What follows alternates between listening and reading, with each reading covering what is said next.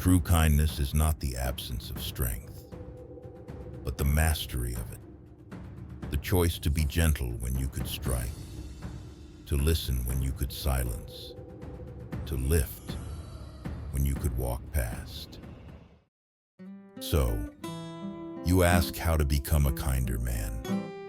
Strange, isn't it? That a man who has spent his life with the sword must now speak of kindness. But it is not so strange. For I have learned, after all my years walking through fire and death, that to walk with strength and not crush the weak beneath your feet, that is the highest form of mastery. Many believe kindness is softness. They are wrong. The weak can be gentle, yes, but only the strong can choose to be kind when it is not easy. Kindness is not weakness. Kindness is restraint. It is patience. It is understanding when the world gives you every reason to turn away.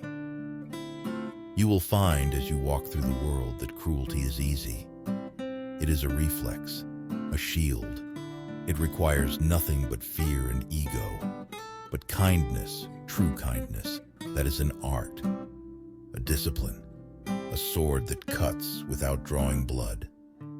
To be kind, you must first stop thinking of yourself as the center of all things. Most anger, most impatience, most harshness, they are born from wounded pride. The man who cannot bear the flaws of others has not yet faced the full weight of his own. When someone speaks with bitterness, listen deeper. Hear the wound behind the words. When someone stumbles, do not rush to correct or shame. They are already carrying their own burden. Offer a hand or offer silence, whichever heals. You must learn to pause before you speak. Breathe before you judge. There is more strength in one moment of calm than in 1,000 moments of rage. Let your words be few and let them serve. Let your presence be one that eases the space around you, not tenses it. The way you move through the world matters more than you think. The way you speak to the servant, the child, the stranger. These small moments build the shape of your soul. You cannot call yourself a warrior if you leave wounds wherever you walk. Your sword is not just for the enemy. It is for carving a path others can walk behind safely. There are no true enemies in this world. Remember that. From the moment you were born until your very last day, you have no enemies. Do not confuse kindness with the need to be liked. They are not the same. Kindness sometimes means saying what must be said, doing what is difficult, holding others and yourself to a higher standard, but without cruelty, with compassion, with understanding that every man fights battles you do not see. And do not mistake kindness for letting yourself be trampled. A kind man is not a doormat. He is a wall, not because he resists everything, but because he knows when to yield and when to stand. He's not swayed by every insult or storm. His roots are deep, his temper cool. You want to be kinder?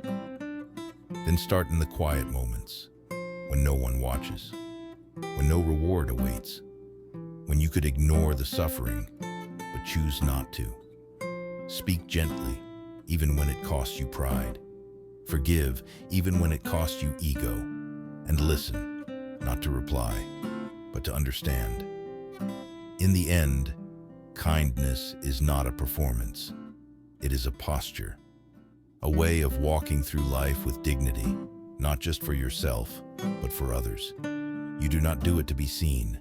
You do it because it is right. Because the strength you carry should make the world lighter, not heavier. The greatest warriors I've known were not the loudest. They were the ones who bore power like a hidden flame, steady, controlled, warm. Be like that. Let your strength become a shelter, not a threat. That is how you become a kinder man, not by grand gestures, but by quiet, daily grace. Not by changing others, but by mastering yourself. Now go, and let your presence be a gift to those who cross your path, not through glory, but through goodness, through humility, through the discipline of a gentle heart wrapped in iron resolve. That is the way.